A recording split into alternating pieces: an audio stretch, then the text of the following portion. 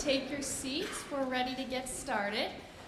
Welcome. My name is Amy Schott. I'm a PhD candidate here in the School of Anthropology, and I have the pleasure to welcome you all to the 9th Annual Veritas Forum at the University of Arizona. For those of you that are not familiar with the Veritas Forum, this is a nationwide event that is all about fostering dialogue and engaging with students, faculty, and community members on university campuses to tackle some of life's hardest questions.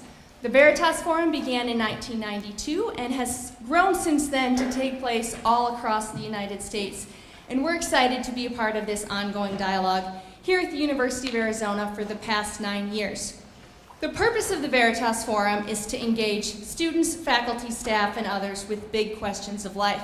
We answer questions like, why are we here? What is the purpose? What is our purpose in the world? How can we seek justice in a broken world? Is faith relevant to society? Veritas confronts these types of big picture questions, which are maybe not always directly addressed in some of the university courses. In particular, we seek to engage Christian faith in questions relevant to us and our place in the world. And we try to do so in a thoughtful academic setting. Veritas is the Latin word for truth. Here, we place the historic Christian faith in dialogue with other beliefs and ideas to better understand truth and what it means for us as individuals, as a university community, and as a society. In our pursuit of truth, we invite speakers and professors who have thought deeply about these questions to present on an area of their expertise in order to engage with us in this ongoing discussion. So tonight we're tackling this topic, are Christian claims verifiable, and does it matter? So wherever you are in your studies, whether you're a student, a faculty member, a community member, whatever your beliefs and background, I welcome you tonight to be a part of this conversation. One of our goals in hosting the Veritas Forum is to engage with you all as individuals and as a campus community. Now, I've used this word engage several times, and I've done that with a specific purpose. Tonight is more than just about presenting you with an idea as you sit and listen. Tonight is about engaging with each other as a community. So I hope that you all use tonight's dialogue as a starting point to continue the conversation and your own pursuit of what is truth and why is it important to your life. To help you do that, you'll notice in the program that several of our sponsoring student groups have ways that students and faculty can continue to engage in this topic and other related topics about faith in everyday life. So if you're interested, I hope you check that out. And then just a quick note, we've also handed out a comment card that we ask that you to fill out, and at the end of the night you can turn it in on your way out the door and just tell us what you thought about the night, how you heard about us, and that sort of thing. So just a few quick notes about the night. If you haven't turned off your cell phone yet, please make sure that's off just so we can hear our speakers well. And then because we have 2 speakers tonight, we have a moderator who will be helping to guide that conversation. And at the end of the night will be the Q&A time, and this is where we really expect engagement with all the audience. So the Q&A time will be, if you have a question, you can ask in person up at the microphone, or you can text at any time throughout the night. There'll be a number up on the screen. You can text your question there, and there'll be a Q&A person receiving those texts and asking those for you at the end of the night. So 2 ways to ask questions. Keep that in mind as you're listening. So now, to begin, I will introduce our moderator for the evening. Our moderator is Dan Grossenbach. Dan is a criminal investigator, and he has used his professional skills and his inquisitive nature to test his own religious beliefs. Dan got his undergraduate degree right here at the University of Arizona, and while he was here, he questioned his faith and thoroughly investigated whether Christian claims could be verified. He then went on to earn a master's degree with honors in Christian apologetics from Biola University in 2008, and has since been a regular speaker and writer on matters of religion. He's also planned and participated in several public debates between Christians and those of other beliefs. And so with that, I'd like to welcome our moderator, Dan Grossenbach.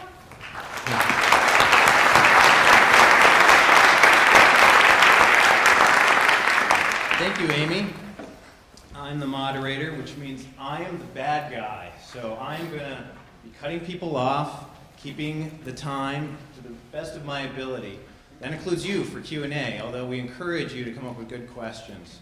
We are asking, are Christian claims verifiable, and does it matter? On our Facebook page, we had a variety of different discussion points, and people were answering the question, yes, yes, no, no, yes, no, no, no, no, yes, all across the spectrum. And I assure you tonight we have two different perspectives you're going to be hearing from tonight. So what I wanted to do is tell you how this is going to go. It's going to start with Dr. Mike Licona, who I'm going to introduce in a minute, with a 20-minute opening speech, followed by another 20-minute opening speech by Dr. Friesen.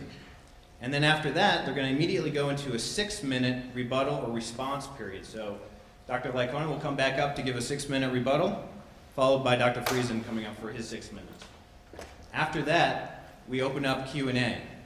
But the first question is going to be from Dr. Licona to Dr. Friesen, and from Dr. Friesen to Dr. Licona, kicking off the Q&A.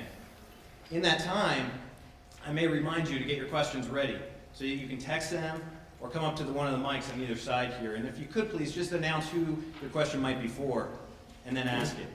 Each speaker will have about 2 minutes to give their answer, and then we'll extend the offer for the other speaker to give about a 1-minute response.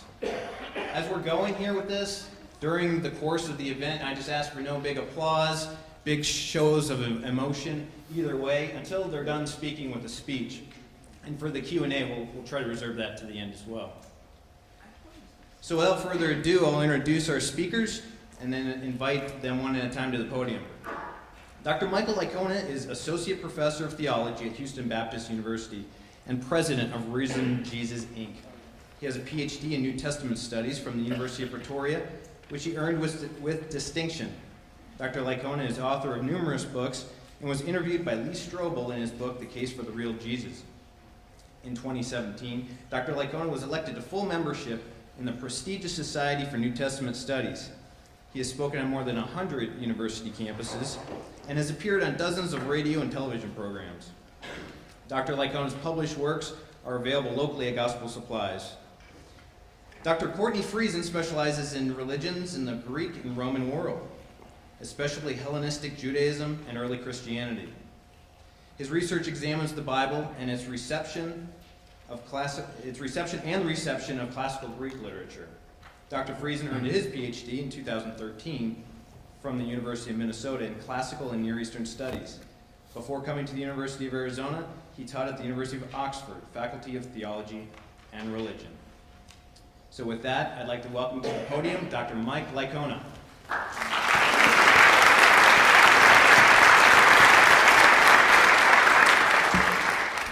Well, thank you. Good evening, everyone. I want to thank Veritas Forum for having this event, and I'd also like to thank Dan Grossenbach for inviting me to participate. Well, life's an adventure, a journey. Where do you want to go in yours? Well, we're all going to have different answers, but I think for the most part, most of our answers are going to come down to a single, simple answer, and that is, we want for our lives to have meaning, real meaning. Well, where does real meaning come from? Well, astronomers inform us that our universe will eventually die Astronomers tell us that our universe will eventually die a cold death. Every star will burn out, leaving an eternal cosmic night in which all life has ceased to exist. The entirety of human history, including every one of us, will be forgotten without any lasting value or meaning to human existence. If atheism is true, meaning is only to be found in what makes an individual fulfilled for the moment, but ultimately, nothing matters. Shakespeare articulated this point eloquently in his tragedy of Macbeth. When the king learns of the queen's death, he says, "Out, out, brief candle. Life is but a walking shadow, a poor player that struts and frets his hour upon the stage, and then is heard no more. It is a tale told by an idiot, full of sound and fury, signifying nothing." Now, for a moment, let's consider the possibility that God exists, that life is part of God's plan, and that he actually loves you. Well, in that case, your life has value because of who you are, created in God's image. Therefore, your life and what you do has meaning, real meaning. But is this scenario true? The question we're debating this evening is, are Christian claims verifiable and does it matter? Surely the first part of this question, are Christian claims verifiable, refers to the claims of the earliest Christians about Jesus. So perhaps our question may be restated as follows. Can historians verify claims about Jesus made by the earliest Christians? Well, the answer to that question is yes and no. One of the claims of the earliest Christians is Jesus died for our sins. Now, historians can verify that Jesus was executed and died as a result. However, they don't have the tools to verify that his death atones for our sins. So they can often verify the historical elements of a statement, but of course they can't verify the theological ones. Moreover, there are many reports that historians cannot verify due to a lack of evidence, and this is true of all ancient historiography as it is of the Gospels. However, using the tools of their trade, and despite their differing worldviews, historians of Jesus have arrived at a consensus that Jesus was a historical person who lived in Palestine in the early 1st century, that he was a Jewish itinerant preacher who believed God had chosen him to usher in his kingdom, that he often taught using parables, that he performed deeds that astonished crowds, and that both he and his followers regarded as divine miracles and exorcisms, that he opposed the Jewish leadership in Jerusalem, who then arrested him and brought him before the Roman governor Pontius Pilate, who had him crucified in April of either the year 30 or 33. Nearly every historian of Jesus grants these facts and more. I think we can go further and verify Jesus' resurrection. That event is important because Jesus claimed it would be a sign to everyone that his message is true. So I'm going to build a positive historical case for Jesus' resurrection using two major building blocks, facts and method. Now that's so simple that even a Southern Baptist can understand. Let's begin with the facts. Historians don't always agree on what's a fact. So in order to make things simple for all of us, I'm only going to appeal to those items that virtually all historians regard as facts, whether they're Christian, Jewish, agnostic, or atheist. This is important because all of us are biased due to our race, gender, ethics, nationality, our political, philosophical, and religious convictions, the way we were raised, the academic institutions with which we're affiliated, and the very group of people whose acceptance and respect we desire. There's just no way around this. That's why it's valuable to consider what a heterogeneous consensus of experts in the relevant fields think. That consensus provides us with fairly secure ground on which to begin. Now, of course, a consensus can be mistaken, but before you can dismiss a consensus of experts on a matter, you may want to educate yourself on that matter more than watching a few YouTube videos and then discussing it on social media. In what follows, I'll provide 4 facts relevant to the question of Jesus' resurrection that are granted by a heterogeneous consensus of scholars in the relevant fields. Given time constraints, I won't be able to explain why historians regard these as facts in my opening statement. So here they are. Number 1, Jesus was crucified on the orders of the Roman governor Pontius Pilate and died as a result. Number 2, shortly after Jesus' death, a number of his disciples had experiences they believed were the risen Jesus appearing to them. Number 3, some of their experiences were group experiences. And number 4, within about 5 years of Jesus' death, a persecutor of the Christian church named Paul had an experience he believed was an appearance of the risen Jesus, and it radically transformed his life from being a persecutor of the church to one of its most able defenders. Now, what do we do with these 4 facts?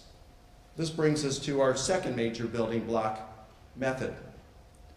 Since historians are unable to climb into a time machine and return to the past to verify their conclusions, they employ strictly controlled historical method to determine what probably occurred.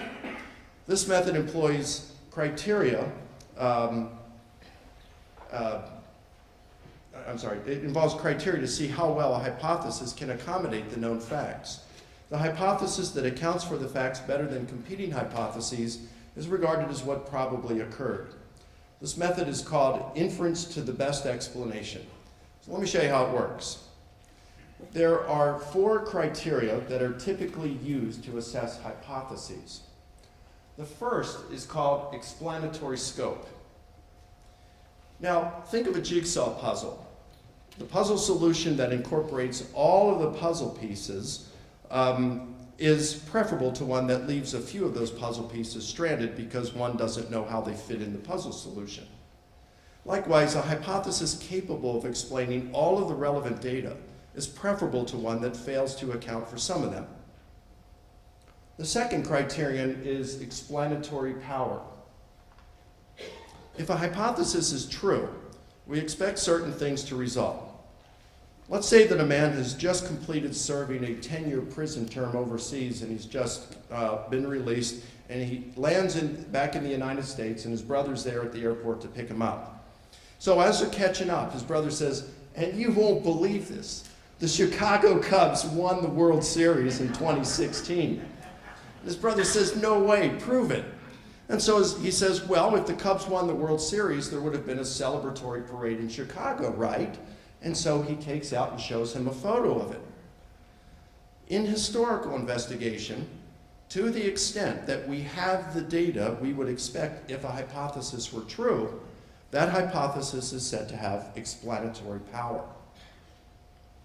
The third criterion is less ad hoc. In historical method, ad hoc elements are typically improvisational in nature and are used to fill in a weak spot in a hypothesis. Why did Hitler carry such a hatred of Jews? Well, we don't know, but to guess that he was bullied by a Jewish boy when he was young would be pure speculation. It's ad hoc in that sense. In historical investigation, the hypothesis that is least ad hoc is preferred. The fourth and final criterion is plausibility. Plausibility is the degree to which a hypothesis is compatible with our background knowledge. The statement that a 3-year-old bench pressed 300 pounds is implausible given our background knowledge of what 3-year-olds are capable of doing. However, if our background knowledge included the fact that my friend Mike DeVito, who was a defensive lineman in the NFL, was present and helped the 3-year-old bench press that 300 pounds, well, that changes everything. And the statement that a 3-year-old bench pressed 300 pounds is then plausible. Strictly controlled historical method assesses hypotheses using these 4 criteria. The hypothesis that best fulfills the criteria is regarded as what probably occurred. Now, let's assess the 2 leading hypotheses among today's scholars pertaining to the question of Jesus' resurrection. The first is the hallucination hypothesis. And it usually goes like this. After Jesus' sudden and brutal death, his disciples were grief-stricken and experienced hallucinations of Jesus that convinced them he had risen from the dead. Let's assess this hypothesis using the 4 criteria just discussed. Explanatory scope. The hallucination hypothesis nicely accounts for Jesus' death by crucifixion, since that event would produce grief in his disciples, rendering them candidates for hallucinations. However, multiple studies on hallucinations reveal that only around 7% of those in the frame of mind to hallucinate are likely to experience a visual hallucination. Thus, with Jesus' disciples, we would anticipate 1 or perhaps 2 of them experiencing a visual hallucination of Jesus. But our earliest reports give the appearances to all of them, 100%, which would be unthinkable and without precedent for hallucinations. Therefore, the hallucination hypothesis does not account for the high percentage of those actually claiming to have seen Jesus. Moreover, because hallucinations are false sensory perceptions of something that's not actually there, they occur only in the mind of an individual and have no external reality. In that sense, hallucinations are like dreams. I couldn't wake up my wife in the middle of the night and say, "Honey, I'm having this dream, I'm in Maui. Go back to sleep, join me in my dream, and let's have a free vacation." You can't do that. Well, it's the same with hallucinations. Groups cannot experience them. So, the hallucination hypothesis cannot account for the reports of appearances of Jesus to groups and the high percentage of the disciples claiming to have seen him.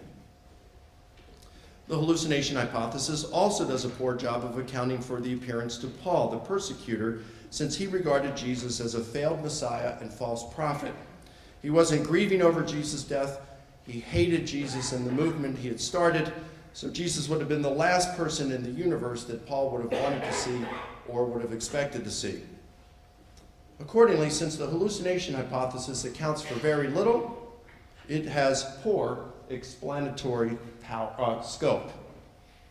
Explanatory power.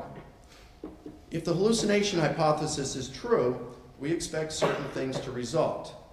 As just stated, we'd only expect one or perhaps two of Jesus' disciples to have experienced a visual hallucination of him. And just like every other failed messianic movement of that time, we'd expect the movement Jesus started to fall apart after his death and for Christianity to become nothing more than a footnote in future history books. But these aren't at all what we get. Instead, all of Jesus' disciples claim to have experienced the risen Jesus appearing to them, some even in group settings, and Christianity grows to become the world's largest religion. So we do not get what we anticipate if the hallucination hypothesis were true. Thus, it lacks explanatory power. Have any improvised elements been added in order to make the hallucination hypothesis work? Not usually, so it passes the less ad hoc criterion. But sometimes an ad hoc element is present when scholars become armchair psychologists. For example, one scholar suggested that Paul's conversion resulted from a hallucination prompted by secret doubts, a growing distaste for Judaism, and having a childhood Gentile friend. The problem with these, of course, is not a scrap of evidence exists for any of them. It's entirely ad hoc. The fourth and final criterion is plausibility. Because the hallucination hypothesis requires an unthinkable 100% of Jesus' disciples to experience visual hallucinations, as well as multiple group hallucinations, which are extremely rare if not impossible, it's incompatible with our background knowledge and is therefore implausible. In summary, the hallucination hypothesis is usually not ad hoc. However, it has weak explanatory scope, terrible explanatory power, and is implausible. It's a weak hypothesis. Now let's move along and assess the other major hypothesis, the resurrection hypothesis.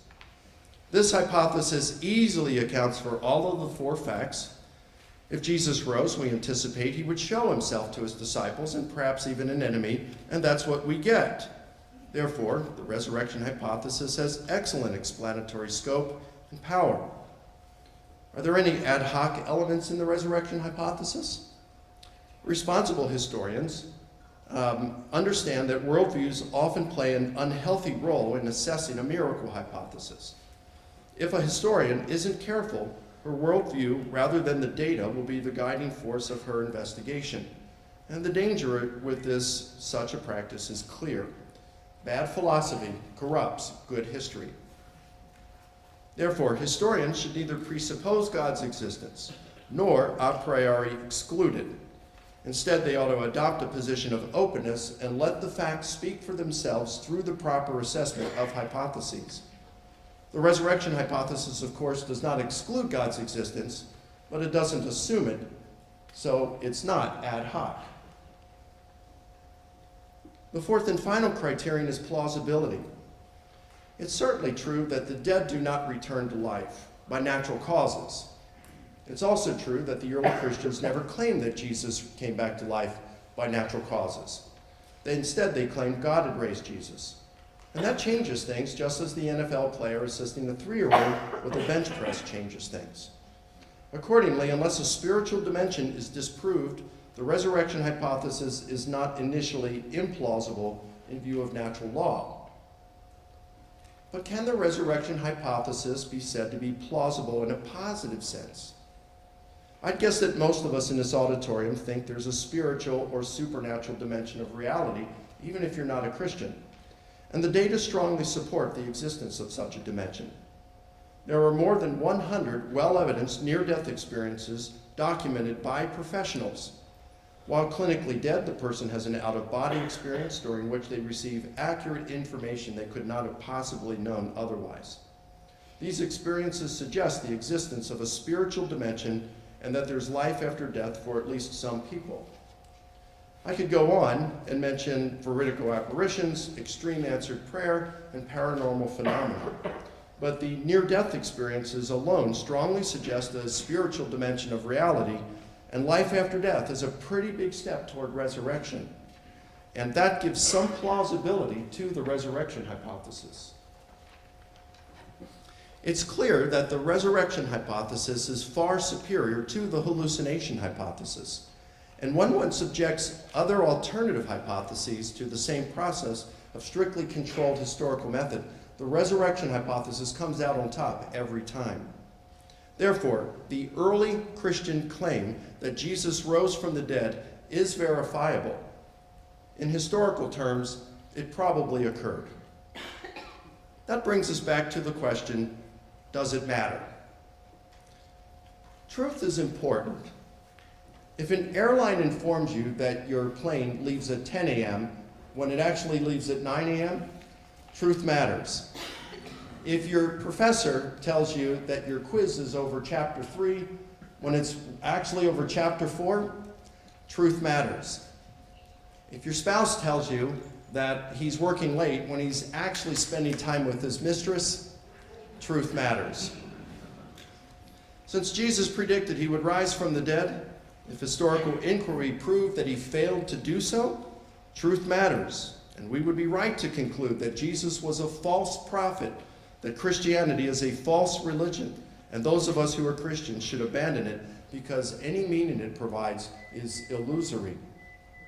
Even the Apostle Paul, writing within 25 years of Jesus' death, said, "If Christ has not been raised, your faith is worthless." On the other hand, if Jesus actually rose from the dead, truth matters. His claims about himself and his message that God loves you are true. You have worth because God made you in his image. Therefore, your life has meaning, real meaning.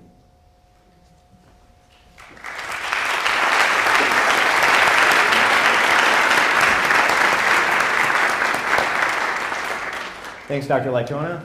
Dr. Courtney Friesen.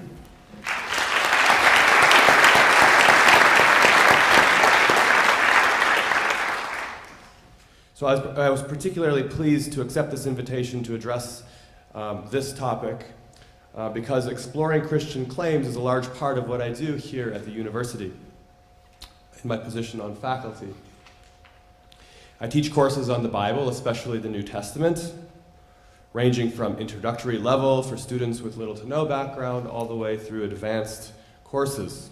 In fact, we are now offering a minor in New Testament language and literature in which students can learn to read the New Testament in the original language of ancient Greek, and in so doing even meet one of the university's foundation general education requirements. So students study the historical events surrounding the New Testament, its composition, its literary and cultural context.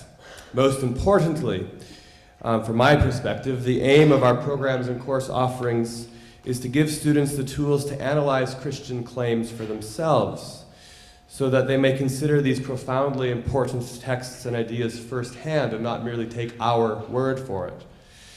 So if any of that strikes you as worth pursuing, or if any of the topics addressed in this evening's event are of interest to you, please do stay around and chat with me afterwards, or track my email address down online, and I'd be happy to meet with you to discuss further. Now, before attempting to answer the question, are Christian claims verifiable, it is quite important to define what is meant by these words. And of course, not all of us will use them in precisely the same way. So first, verification. I will take this to mean testable by shared methods of intellectual and academic inquiry, for instance, scientific or historical methods. Here it is important to eliminate a possible misinterpretation. To say that something is not verifiable is not to say that it is not true, or that one shouldn't believe it. But some religious claims are clearly not the kinds of things that are within the realm of verification.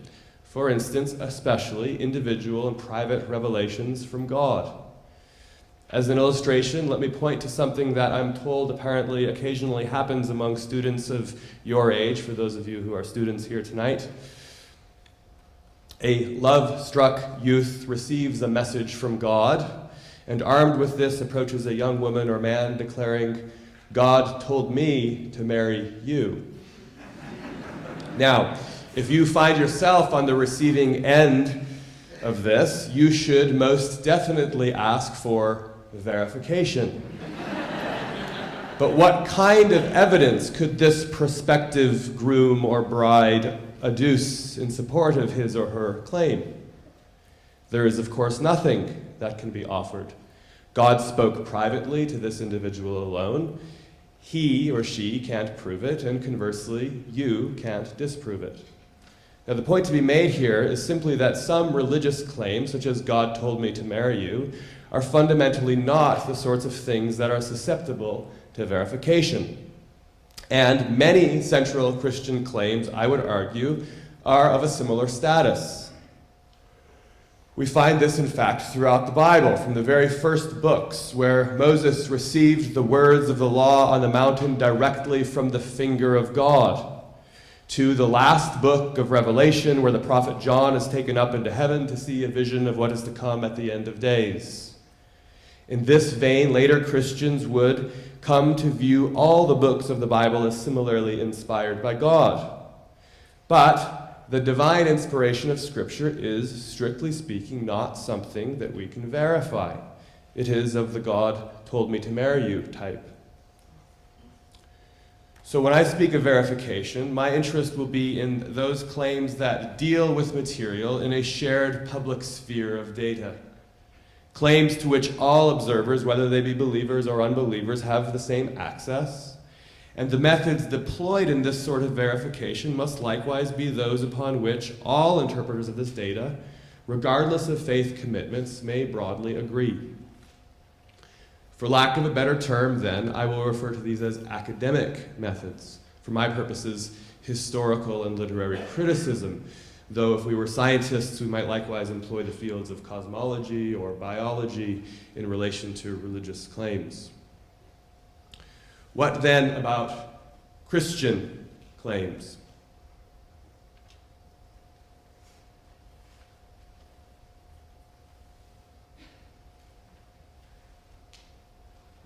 There we go.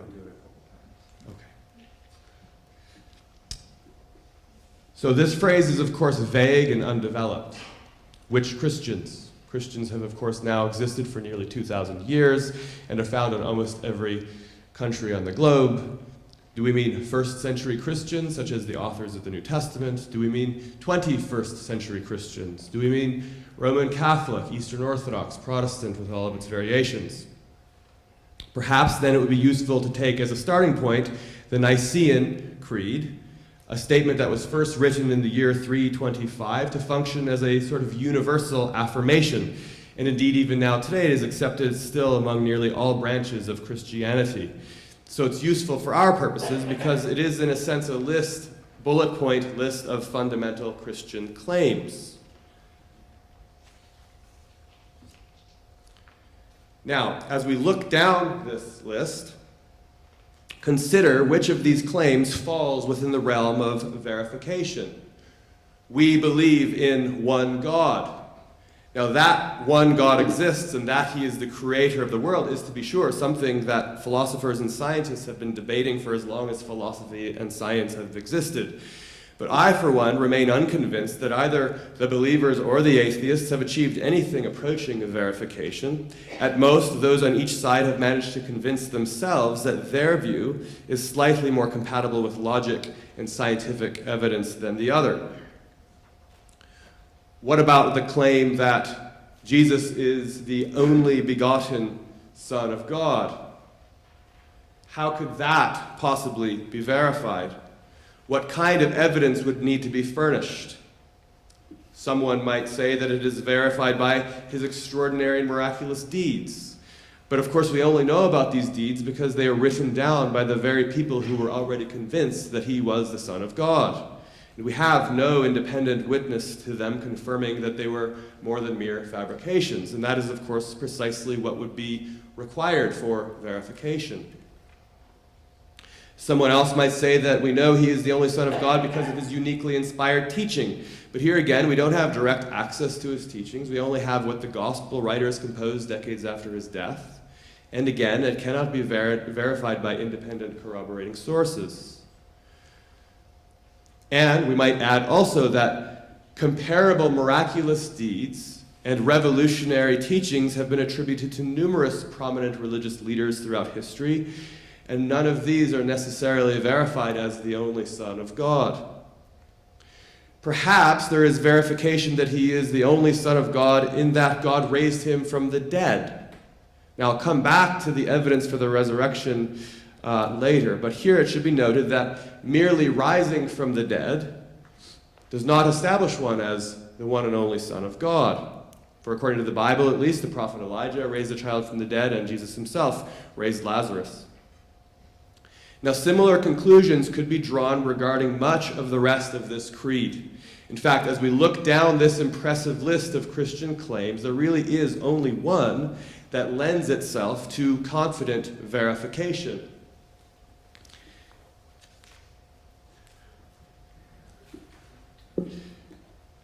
You'll have to take my word for it. That is that Jesus was crucified under Pontius Pilate. Now, the reason that this event is verified is because it is also noted by the Roman historian Tacitus, writing in the early 2nd century. But this kind of historical detail is very much the exception. And, moreover, it strikes me that this particular fact that is scarcely essential to Christianity, that is, that it was Pontius Pilate who oversaw the execution rather than, say, Marcellus, his successor, or one of the Herods. So this leads me to the main thesis I would like to propose this evening. Those claims that are most central to the core of Christianity throughout its history are precisely the sorts of things that fall outside of the realm of verification. Conversely, oftentimes, though not always, Christian claims that move out further from this core of historic Christianity are more likely to be of that sort, that is, testable for verification, and consequently, also susceptible to be proven false. Let me illustrate this. In the closing lines of the Nicene Creed, we find the following claim: the Holy Spirit spoke by the prophets. Now, who were the prophets? These are, among others, the legendary individuals behind many of the writings of the Bible: Isaiah, Jeremiah, Ezekiel, and probably we should also add Moses and David and others. Thus, this statement entails a claim about God's voice speaking in and through the texts of Scripture.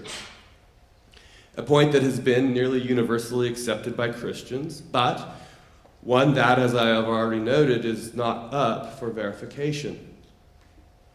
But some Christian communities have not been satisfied with this and have pressed it further. Consider, for example, the Southern Baptist Convention's Faith and Message. Now, this is a sort of modern creedal statement defining certain Christian claims, and it's relevant here tonight because it is that statement which is affirmed by the Baptist General Convention of Texas, the denomination that founded Houston Baptist University, Dr. Licona's institution. Now, here's what it has to say about the Bible. As we read through this statement, you will notice that, again, there is very little here that can be subjected to verification. Much of this is of the God told me to marry you type. The Holy Bible was written by divinely inspired men divinely inspired. It is a perfect treasure. It has God for its author, etc. There is, however, one claim that we can test, and that is that the Bible is without mixture of error. Here, we have abundant evidence that is available for scrutiny equally by everyone. So let's consider one example. In the Gospel of Mark, Jesus is justifying his disciples picking grain on the Sabbath, which was apparently disapproved of by the Pharisees because they counted it as work. And he cites an example from the Old Testament. Have you never read what David did when he and his companions were hungry and in need of food? He entered the house of God when Abiathar was high priest and ate the bread of presence. Now, we are in a position to take up Jesus' challenge and to read what David did.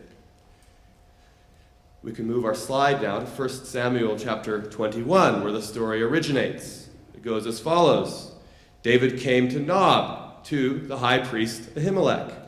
Ahimelech came trembling to meet David, and David said to the priest, Ahimelech, give me 5 loaves of bread, or whatever is here. The priest answered, I have no ordinary bread at hand, only the holy bread.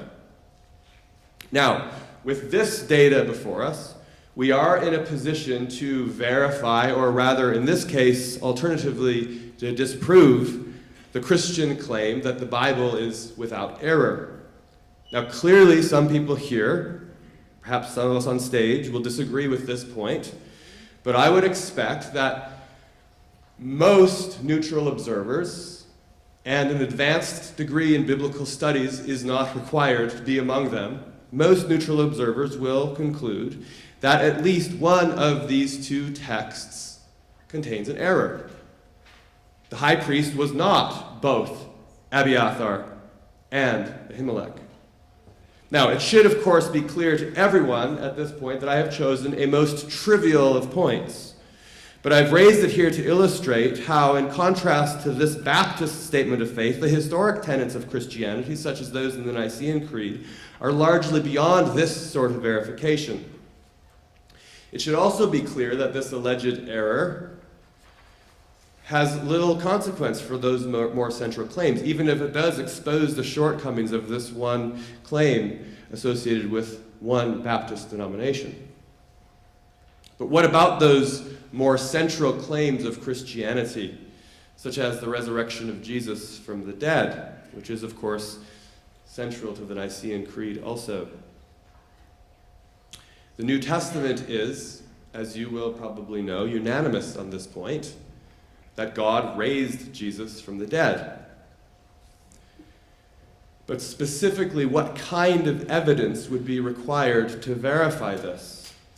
By the very strictest standards, we might like to have a scientific record of the vital signs of Jesus after his coming back to life. Though I suspect most of us here tonight are comfortable with our own ability simply to observe by observation that someone is alive. If you look to the person on your right and the person on your left, I hope that you can verify that they are, in fact, living just by looking, even if I have put them to sleep by this point. We might further want to have a record of a medical exam establishing that the body was genuinely dead, not merely unconscious. Finally, we would like to have some sort of test, perhaps a DNA test, to confirm that this living person is in fact the same person who was dead and not merely a look-alike substitute. Now, of course, no fair-minded person would demand that level of evidence. So short of this, we must fall back on what we do have, and that is the claims and testimonies of Christians in the first century, and that is all we have. And here, the evidence is often problematic. The first written testimony that we have regarding the resurrection comes from the Apostle Paul. He began writing nearly 2 decades after the death of Jesus, and by his own admission, he never met Jesus during his earthly life. He became a convert later. Consider what he writes in 1 Corinthians chapter 15. Christ was raised on the 3rd day in accordance with Scriptures.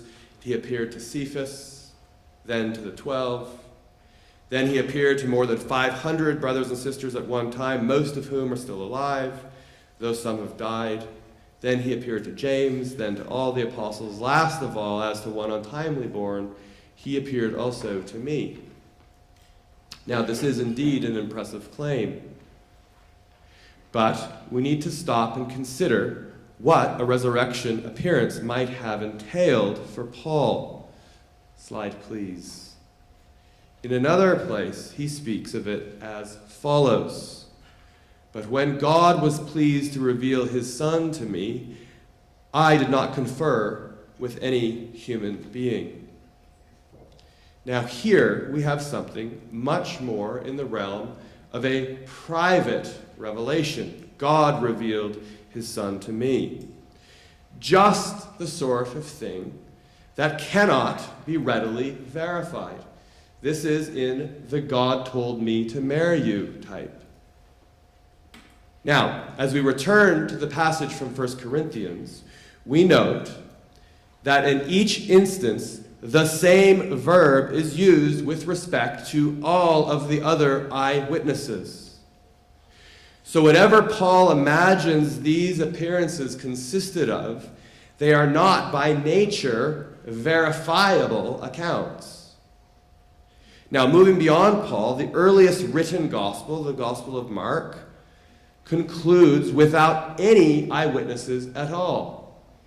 Rather, it merely ends with the empty tomb and a mysterious young man instructing the women who had come to the tomb to tell Peter that the disciples should go to Galilee where they would meet Jesus. It is only in the later Gospels, written some 10, 20, 30 or more years after Mark, that we begin to find eyewitness accounts of Jesus' post-resurrection. Now, in Matthew, the women meet Jesus himself on the way to the tomb, and he repeats the instructions of the angel that we met in Mark to go to Galilee. Subsequently, they meet Jesus only after they arrive in Galilee, where they worship him on the mountain. Now, Luke adds additional eyewitnesses. But whereas in Matthew, the disciples would only see him after going to Galilee, in Luke, Jesus meets two of them on the road to Emmaus on the very day of his resurrection, which is roughly 7 miles from Jerusalem.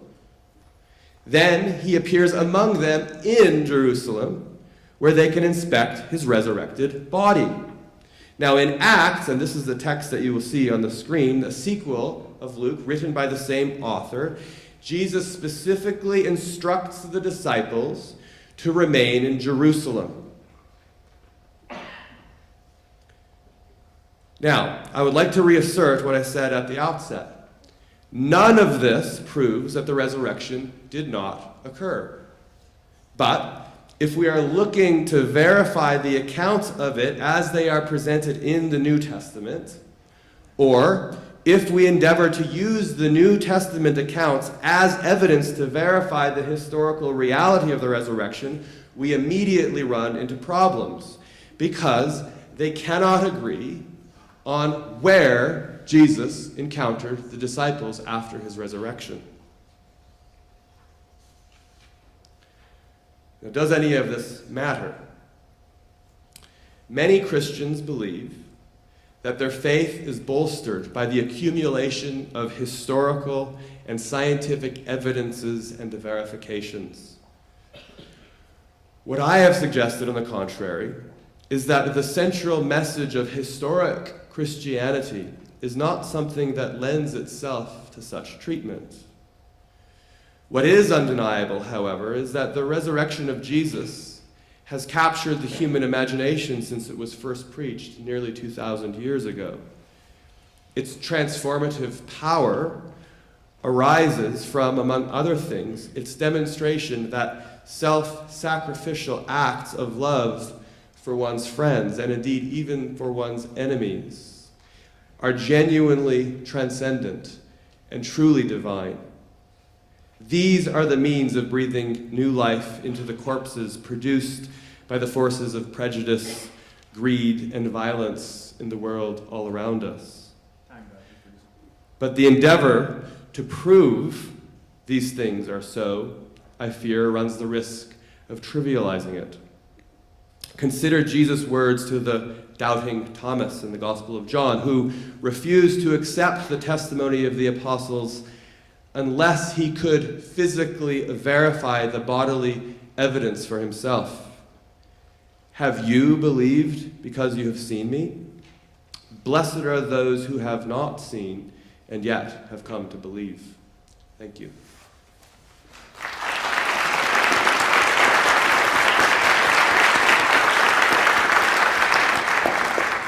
All right, I think we're seeing a little bit of an intersection here and finding out where the differences lie a little bit. That was great. So, well, boy, the Baptists took a hit on both of your speeches, I think. So that's what I should expect from a martial artist and a hockey player, though. Here we go.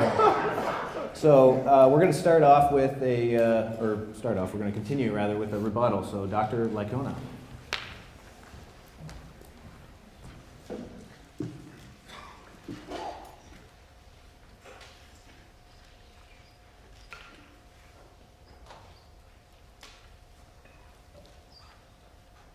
All right, well, thank you, Courtney.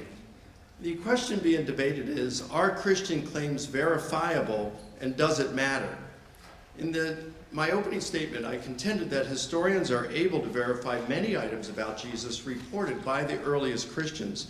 However, they don't possess the appropriate tools to verify theological elements, and Courtney agrees with me on this.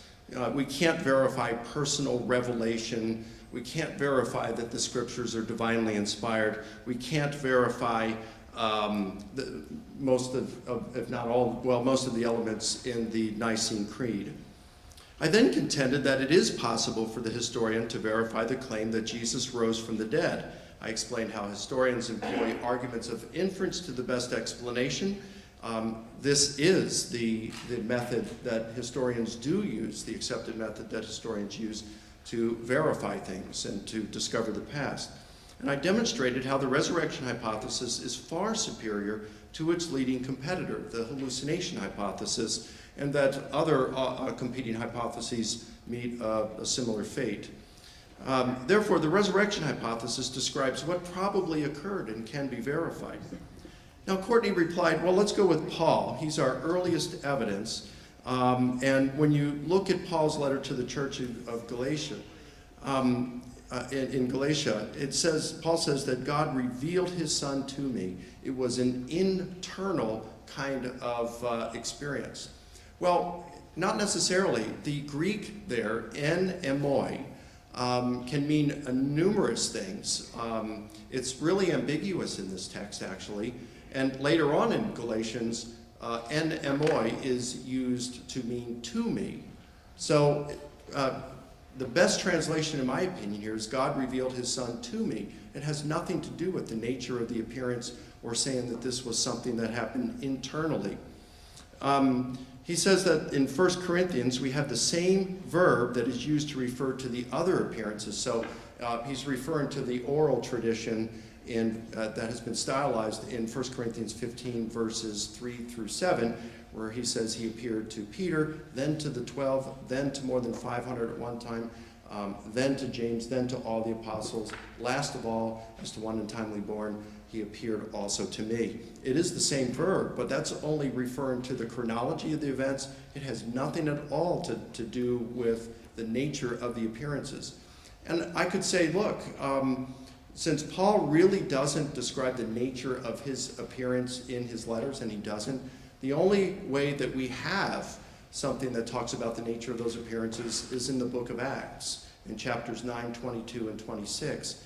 And the majority of today's scholars who opine on the authorship of Luke Acts admit that whoever this author was, he was a traveling companion of Paul. And so when he describes the appearance of Jesus to him, the resurrection appearance, this is probably coming directly from Paul that is given to the author of Luke Acts. And it is a different kind than what we find narrated in the Gospels. However, we have to take into consideration that this is a post-ascension event, whereas the disciples saw Jesus prior to his ascension, and that could make a huge difference. Now, then he says, well, what about Mark? There's no appearances in Mark. Well, the majority of scholars today are kind of split, with about half of them saying that Mark intended to end his gospel there, with the women just fleeing and saying nothing to no one, which is quite awkward. And then it's like where you have 5 New Testament scholars, you have 7 opinions on why there was the ending ends like this and no agreement. And then you have the other half of New Testament scholars who would say Mark did not intend to end his gospel there, but either it got lost or he was unable to because he was put in prison, or he died before he could. And we just don't know. However, what we do know is that Mark has Jesus on numerous occasions throughout the gospel predicting his imminent death and resurrection and saying he will appear to them. In fact, just a couple chapters before, in 14:28, he tells them that they're to go to Galilee and they'll see him there after he's risen from the dead.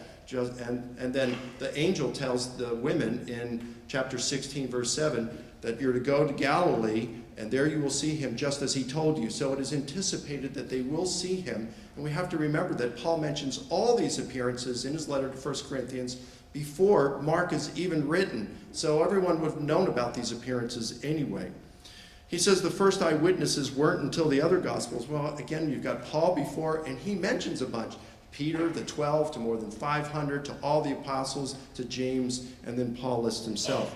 He says in Acts, Jesus instructs his disciples to remain in Jerusalem, but Matthew has them in Galilee. Well, there's a number of different reasons that we could give for this. There's certainly some compositional devices going on. I've written about this extensively in a book I published with Oxford University Press last year on why there are differences in the Gospels. The title of that book is Why Are There Differences in the Gospels? Now, so I do think the Christian claim that Jesus rose from the dead can be verified. This brings us to the second part of our debate question, does it matter? And I contended that if Jesus rose from the dead, Christianity is true. Therefore, each of us has value and our lives have real meaning because we've been made in God's image. Courtney didn't give any response to this or provide any reason to think otherwise. So I think we can say that Jesus' resurrection has been verified and it does matter. Thank you.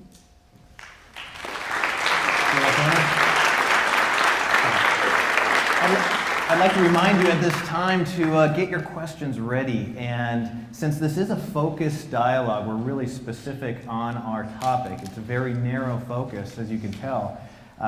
Try to be as relevant as you can. So, for example, a question on evolution or maybe Buddhism might not fit in unless you can make it fit. And I may give you even more help if you do come with something that's not really relevant. I may regurgitate it a little bit to try to make it relevant, just as a warning. So we're going to have text questions, and I think there's a number for them to text, I think, up on the screen, or at some point they can do that.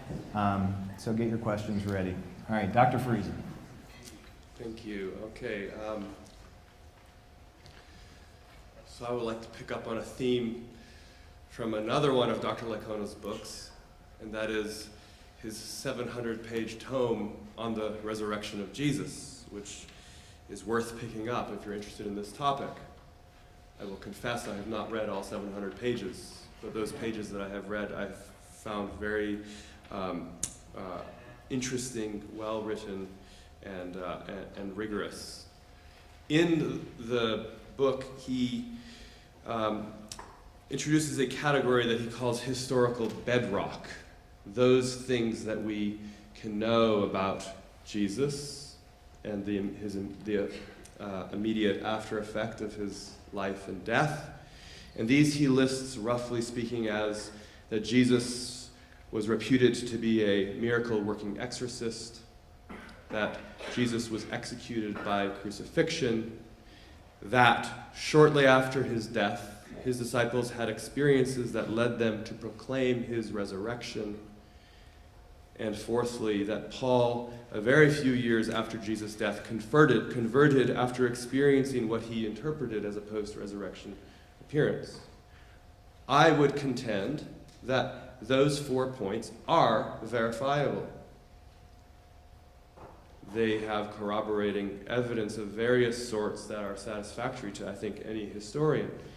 Tonight, however, he gave us 4 facts that differed slightly. 4 facts, I think, because they were related to the resurrection. And here I worry that the facts have moved away from what can be verified and what all interpreters accept as facts. And these revolve around the third point about the group experiences of the resurrection, or rather the group experiences of appearances of the resurrected Jesus. And I worry that these are no longer verifiable facts. The reasons for this will, of course, become clear in the talk that I gave moments ago. But the evidence that groups of people saw the resurrected Jesus is not in the same category of verification as these other points, at least to garner the same level of acceptance. This is in part because what I have pointed out about Paul. Paul seems to have had a tradition that predates himself, the tradition that we both talked about from 1 Corinthians 15. I think there is no problem in asserting that these early Christians came to the firm conviction and belief that they had encountered the resurrected Jesus. The problem comes, or breaks down, in the link between what people believed about Jesus and what we can verify about it. And that is to say that beliefs about Jesus being raised from the dead don't move easily to verifiable evidence that Jesus was raised from the dead. So to me, Paul then becomes a sort of a linchpin, and since Dr. Licona has brought Acts into the picture, I guess I will identify myself as the other half of New Testament scholars who don't necessarily think that Acts was written by a traveling companion of the apostle. But the conversion of Paul and Paul's experience of the resurrected Christ in Acts is narrated on 3 different occasions. And each time we get a slightly different perception of what occurred. And let me just read them from the text. This comes from Acts 9, chapter 7. The men who were traveling with him stood speechless because they heard the voice but saw no one. So this is the author of Acts' description of what happened to Paul on this famous road to Damascus. There he was traveling, and the light shone forth. And this is Paul's experience, as narrated by Acts. What intrigues us here is who else was brought into this moment of experience. Time, Dr. Friesen. Okay. Let me move quickly to the other account. So in Acts chapter 9, they heard the voice but saw no one. In Acts chapter 22, verse 9, we get the same story reported by Paul where he says, "Those who were with me saw the light but did not hear the voice of the one who was speaking." So we have a divergence on who saw what when. And we could connect this further to the distinction between God's revelation in Paul and God's revelation to Paul, a distinction that Dr. Licona made, but I would suggest that that doesn't eliminate the problem of the private nature of the revelation that Paul is claiming to have for himself, whether it's to him or in him or any other preposition that one might like to include. So I apologize for going over. Thank you, Dr. Friesen.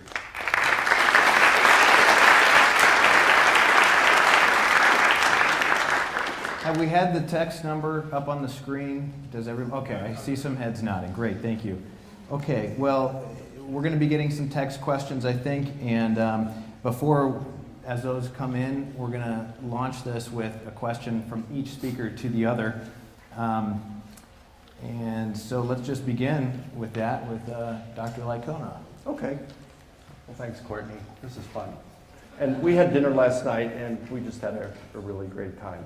And, you know, you can see he's a fun guy to be around, but what you don't know is he's even more fun once he has a couple of beers in him. Just teasing, just teasing.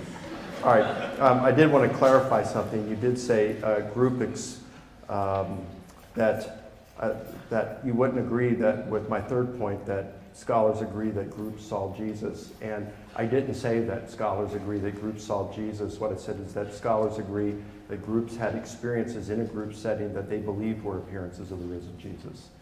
And so for the historian, they have to be able to account for what those experiences were. Okay. So just out of curiosity, you said that we can verify Jesus' death by crucifixion because we have, it's multiply attested by Tacitus. Jesus' resurrection is multiply attested, you could say, by Paul, Mark, and John. So if you like multiple attestation, why would you reject resurrection? Yeah, so there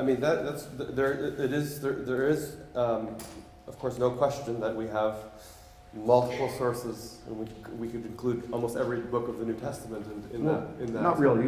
I'm saying multiple independent sources. Yeah. So you're right that the Gospels oftentimes give us independent attestation to certain events, and so but by the time the Gospels are being produced, clearly they are being written by individuals and in communities where the resurrection is taken for granted. So that wouldn't necessarily, to me, that doesn't add verification in the same way that Tacitus' reference to the crucifixion. Well, how did Tacitus know about the death Well, that is of a good Jesus? question.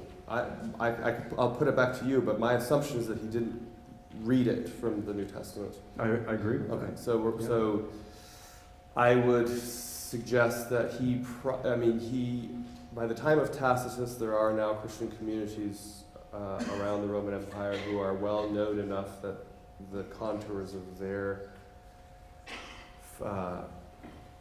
beliefs are out. Tacitus, of course, writing in the early 2nd century, so by that time we're in a position where we know where Christian communities are now known to those outside. So are you saying that you think Tacitus got his information that Pilate crucified Jesus from the Christians? Probably not from the Christians. He will. The truth is, I don't know where he got it from, but I would suggest that he probably didn't get it. What are you moving towards here? That Tacitus is not independent either? No, I think he's independent. Okay. He probably got it from some, imperial records. Yeah, he may have had records. Yeah, I don't know that he would have cared enough about the Christians to dig through records to try to figure out about what happened in around 30. Probably by the time of Tacitus, it would have. And it's only mentioned in reference to Nero, being the rumor that he burned Rome. Yeah. So by this time, I suspect that people knew enough about Christianity that point would have just been something that. So I guess what I'm getting around to is multiple attestation. Of course, you've got Paul. Right. And I think you'd agree with me that Paul knew Peter, James, and John. And so when he's talking about them, they're telling him they saw him as well.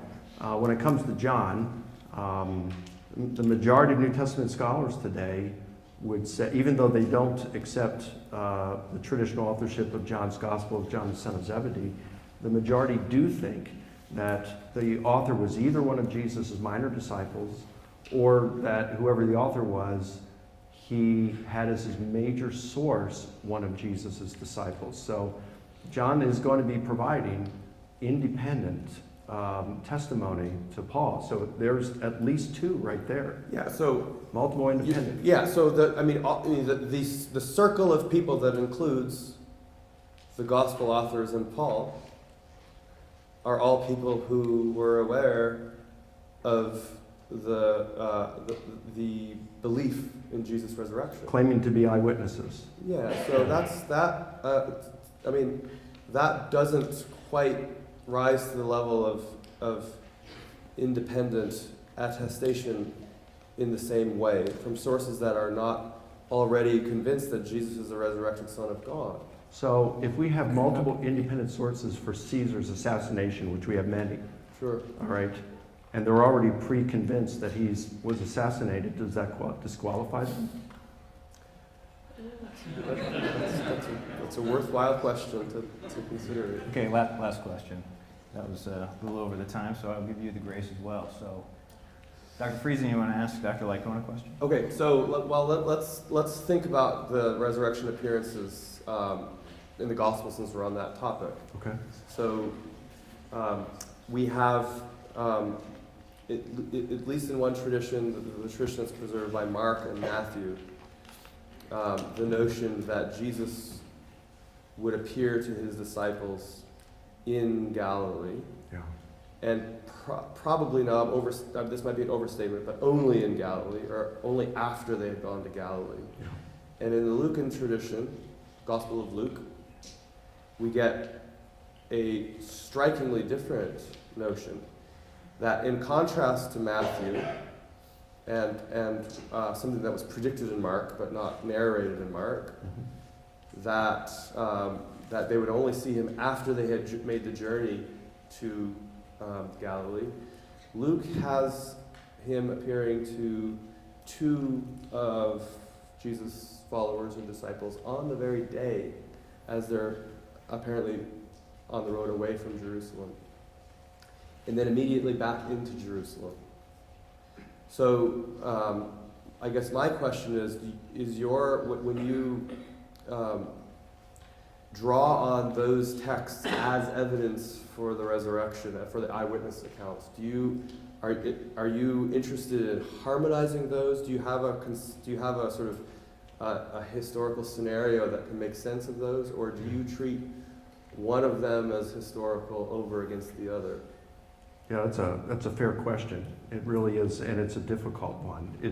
I learned that it was more difficult than I had originally thought. First of all, I didn't appeal to Matthew and Mark for my case for the resurrection, so even if they were wrong, it's irrelevant for what I presented. But let's just take it anyway, what we're saying there. I don't know what's going on with, you've got Matthew and implied with Mark that they're first going to meet in Galilee, whereas in Luke and John it's Jerusalem. There are a few details in the resurrection narratives that I just can't reconcile. I don't know what's going on. Even the use of compositional devices, which I've really spent a lot of time with, I can't figure out what's going on there.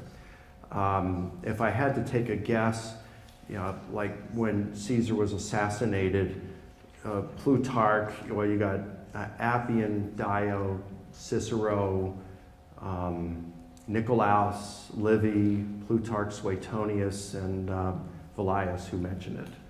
And they disagree with one another. Plutarch has multiple reports on it, and he disagrees with himself. And I think in many of those cases, you have compositional devices going on, like abbreviation, time compression, But they disagree with one another on did Brutus, Cassius, and the conspirators, when they fled after killing Caesar, and they fled to the capital, did they come down that day, or was it the next day, and when did they have the trial? And you got the same thing going on with the Catilinarian conspiracy in 63 BC. And when did Cicero present the letters before the Senate, and then they arrested the conspirators? Did they execute them that day, or was it the next day? So you've got this. They know what's going on, but there is some time compression happening. If I had to guess, and I wouldn't bet $50 on it that I'm correct, I might think that what happened is Jesus first met them in Jerusalem, and the reason Matthew and Mark, implied in Mark, say Galilee is maybe there was something up in Galilee because that's where Jesus' ministry began. But I really don't know. But I don't discount Caesar's assassination, or that the conspirators came down and spoke to the Senate and gave a speech to the people, or that the Catilinarian conspirators were executed, because I can't reconcile when and where certain things took place. The survivors of the Titanic disagreed with one another on whether the Titanic broke in half before sinking or it went down intact, and they were eyewitnesses. But we don't conclude that the Titanic didn't sink. We just have these discrepancies, but we still get the gist of what happened. Okay. All right. Well, we can tell that the main thrust of what's been discussed here, I think if I could summarize a little bit, Dr. Licona, that you came up with facts and methods. So there's 4 facts that you're relying upon to accommodate the most plausible, the exploratory or the explanatory power, less ad hoc, and you had the criteria for the plausibility and whatnot. And then Dr. Friesen, you said that there are central claims to Christianity that fall outside of history, and that some more minor events in the New Testament may fall within the historical method, but you allege that they could actually be proven false and true. So it doesn't help the case. So with that, I'd like to invite questions from the audience. This is the real fun part, not to take anything away so far, but we'd like to hear from you. And if you could make your ways down to the microphones, we'll start there and intersperse them with some questions here. Okay, maybe start with a live question. I'll go to the one on the screen in a minute. Is there anybody ready? Waiting for the brave souls to come up to the mics. Don't be shy unless everybody texted their questions. So maybe we'll go back to the text question and then come back to the audience. Okay, the question directed for Dr. Licona is hallucination really one of the 2 leading hypotheses for the resurrection? It seems like an agreed upon lie by all the writers of the Gospels is more in line with what many atheists would espouse. Are there other hypotheses for the resurrection, and what are their significant shortcomings? Okay, so yeah, believe it or not, it is the leading alternative hypothesis. And when I say this, I'm saying this is what scholars offer.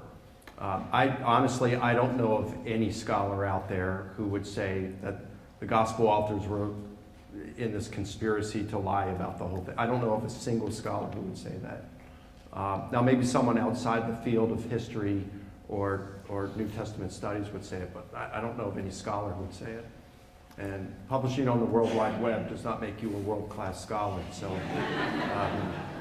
the last part of that, are there any other hypotheses for the resurrection?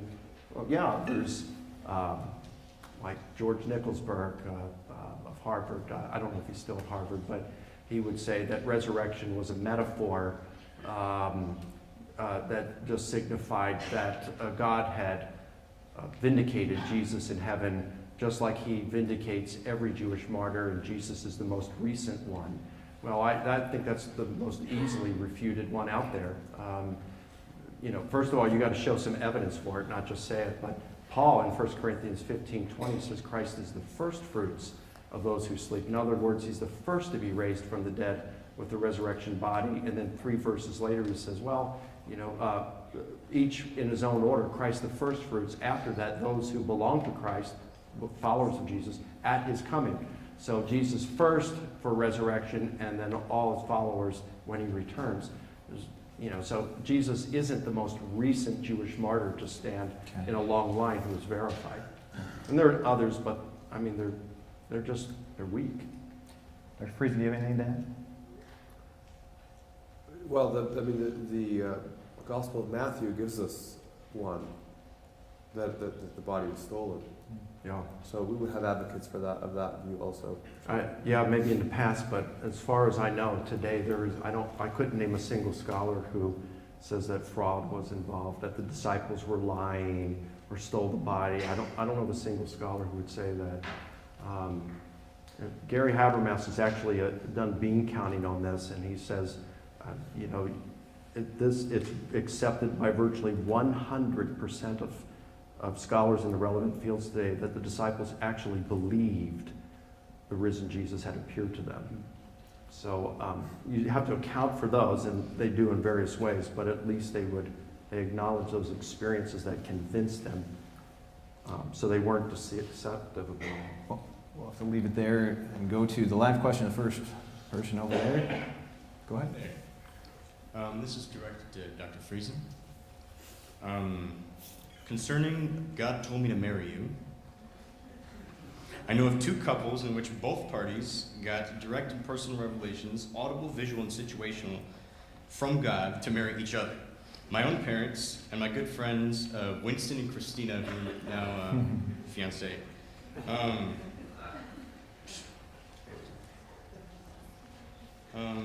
My question is, if several people have consistent divine and personal revelations, do the personal revelations become verifiable? Yes. Did everybody hear that? Okay, so the question was back to the God told me to marry her or him question. So if that happened, can that be verifiable or considered verifiable is his question? Well, I hope they're happily married.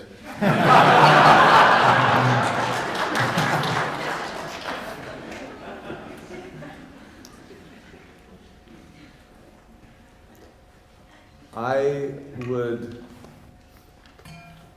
submit to those individuals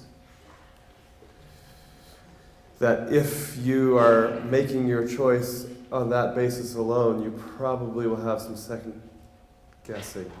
In other words, it would be surprising if that voice from God didn't confirm the intention that you may already have felt. Now, that I can't speak to the individual situation.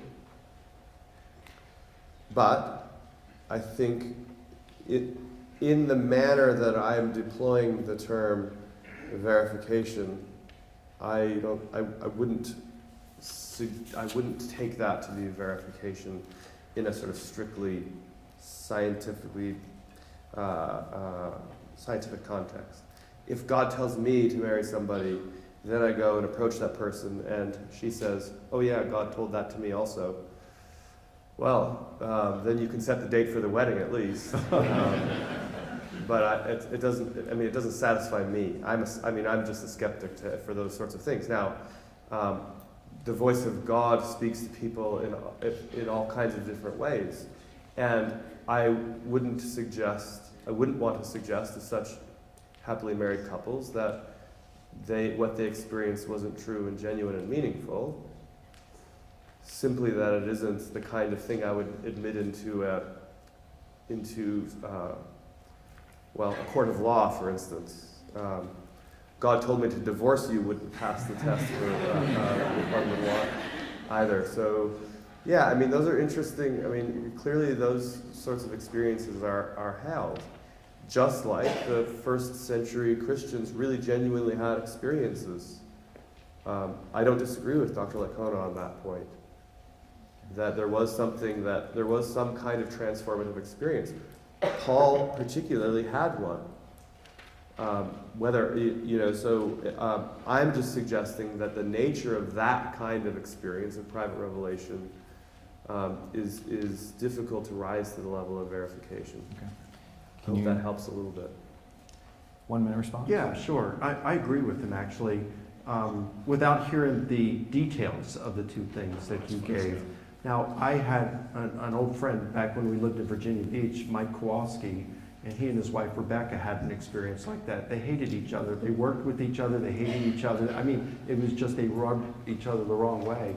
And Mike told me that one morning he woke up and he was spending some time in reading scriptures and praying, and he said it's as though God spoke to him and said, "I want you to marry Rebecca." And he's saying, "Oh, you got to be kidding! I don't want to do that." But he just really felt it. He goes into work that day, and he passes by Rebecca, and she's crying.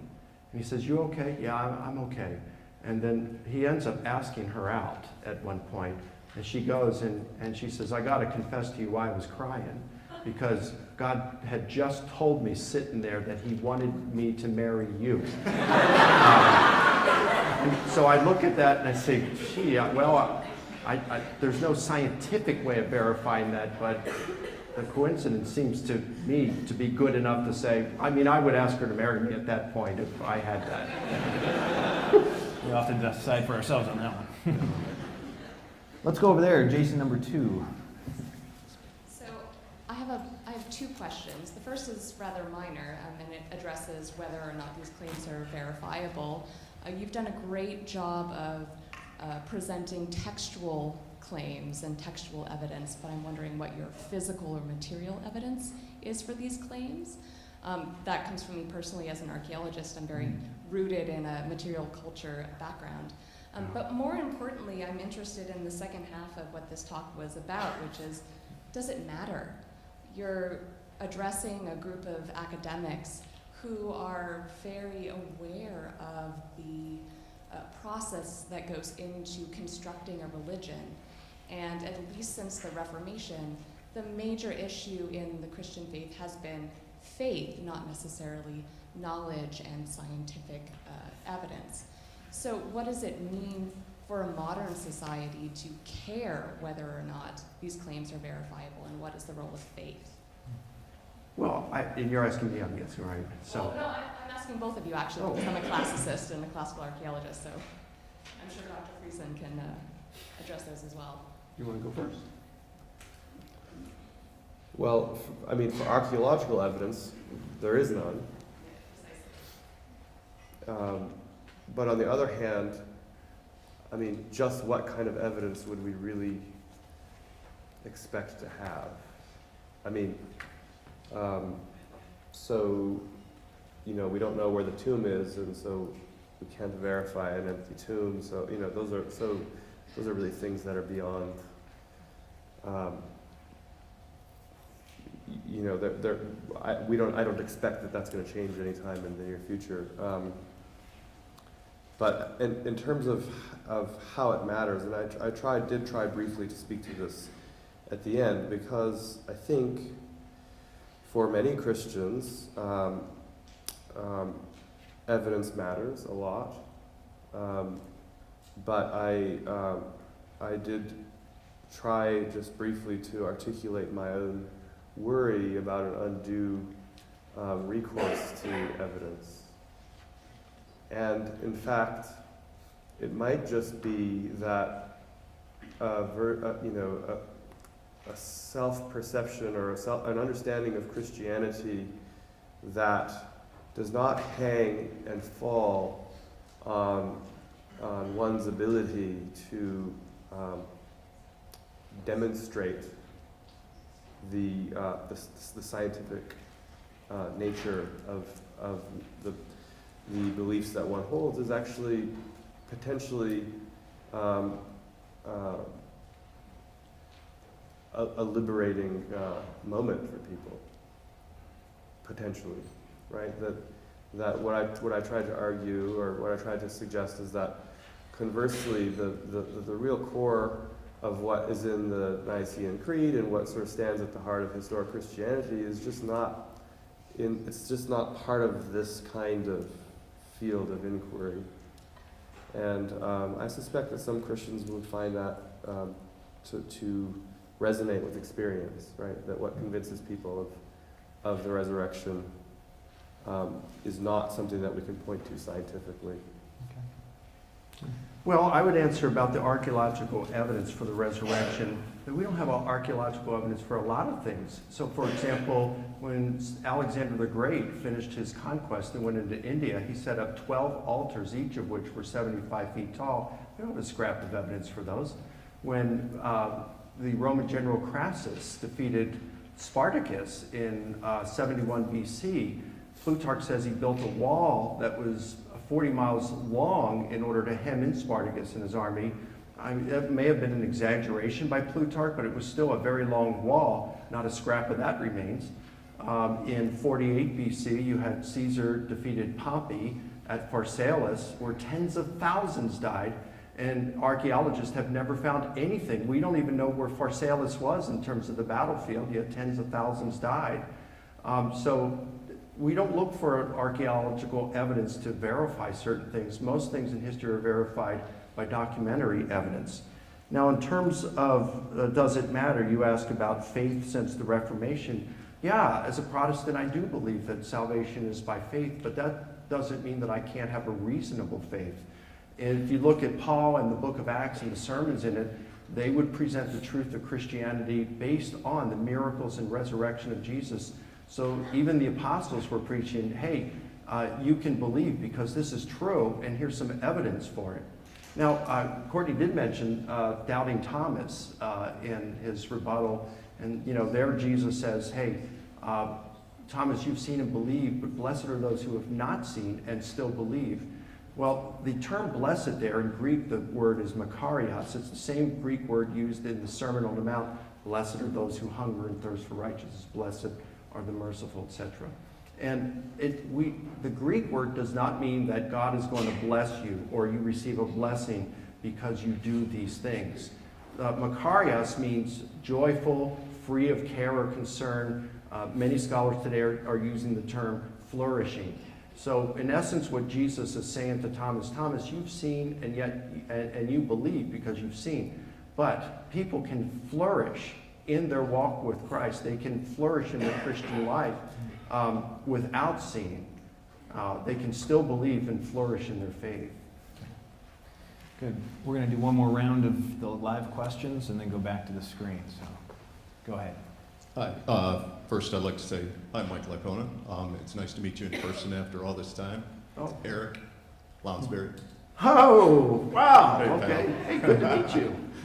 Dr. Friesen, a couple questions if you wouldn't mind. Let's just do one question, if that's okay. Okay.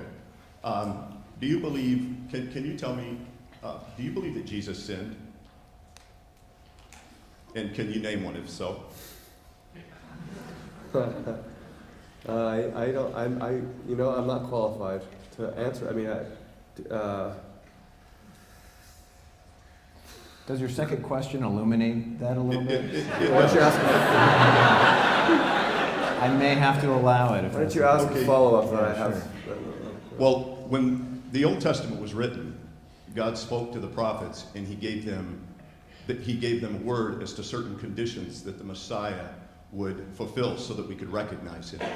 And imagine if one of those conditions was that the Messiah, when he came, we know that the scripture says he would be born in Bethlehem, that he would have to come before the destruction of the second temple. But what if one of the conditions was that he had to be able to run 1,000 miles an hour? Now that wasn't one of the conditions, but if that was a condition, that would certainly set him apart from every other person and allow us to recognize him if we had somebody that was born in Bethlehem that came before the destruction of the second temple and was able to run 1,000 miles an hour. Would you not agree? If he could do that.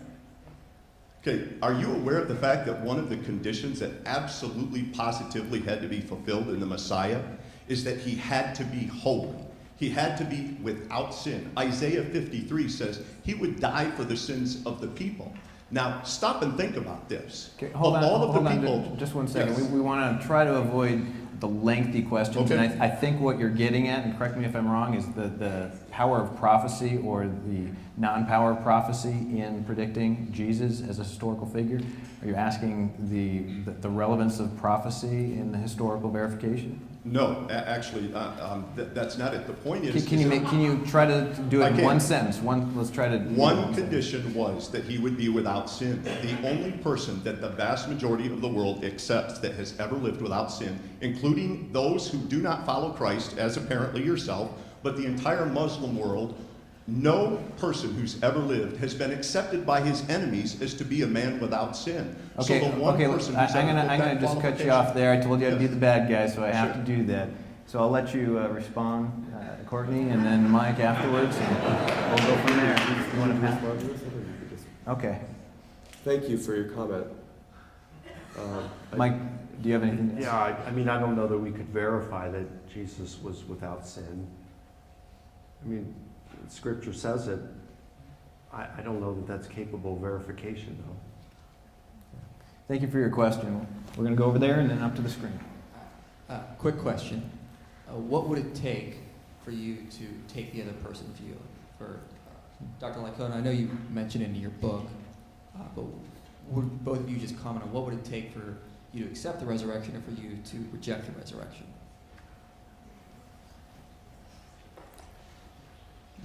I can go first. Yeah, so I think, thank you, that's a really useful and interesting way to frame the question. I should just as a point of clarification, in the comments that I have made this evening, I have been careful to steer away from rejecting the resurrection, merely that the resurrection is not the sort of thing that lends itself to verification. So that is to say that the evidence that we have available to us doesn't amount to the level of confidence of say the execution of Jesus under Pontius Pilate. So on that point, I mean, I don't think Dr. Licona and I are in fact necessarily sitting on two opposite poles here. We agree on the same bedrock historical material. And we agree that it would be nice to be able to explain how you get from a dead Jesus in the grave to the conviction held by many people within a few years of his death that he was risen from the dead.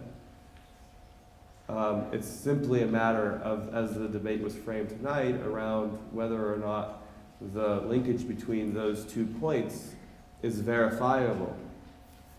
And that's really the heart of the disagreement, in that I just don't think that the evidence that's available to us allows us to claim that kind of verification in a strictly academic historical sense. So in order to take Dr. Licona's position, I guess what it would require, so to try to finally answer your question, if I may, although I don't know that I'm quite able to, but in order to take the view that the resurrection is verified, I would want to have an unbiased, independent source. So, in other words, as you've seen over the course of our discussion, I think that the testimony of Christians, even if it includes several early, presumably independent ones like Paul, Mark, and the gospel writers, those sources just aren't detached enough from what they're describing in order to count as verification. Well, yeah, but Paul, he was biased at the time of writing because he was a Christian, but he was biased in the opposite direction when he had the appearance. He was actually hostile toward Christianity. So if we actually had a document from a non-Christian that said, hey, Jesus rose, I saw him, I'm not a Christian, we would think such a person was a moron and not a good source. So I think with Paul, we kind of had the very best we could ask for. In terms of what it would take me to say that Jesus didn't rise from the dead, I would want to see when you subject it to strictly controlled historical method using arguments of inference to the best explanation, I'd want to see a hypothesis that was significantly superior to the resurrection hypothesis. Or for the woman who asked the question and she likes artifacts, I would want to have archaeologists discover an ossuary, a bone box in Jerusalem, and it says Jesus, son of Joseph on it. When you open it up, there's the bones of a crucified victim, and with a manuscript on it that says in Greek, "We fooled the world until today," and it's signed by Matthew, Mark, Luke, John, and I'd want to be able to verify that those were the bones of Jesus. So if you could do that, then I would give up the Christian faith for sure. Fair enough. We'll get right to you, and we're going to go to the screen for this one. Okay, this one is for both of you, so both pay attention here. In what balance should the verifiable and the unverifiable aspects of Christianity be held? In other words, you both stated it matters if we can verify the Christian claims, but how much verification is necessary and or reasonable in the personal faith of an individual to accept Christianity as truth? Dr. Friesen?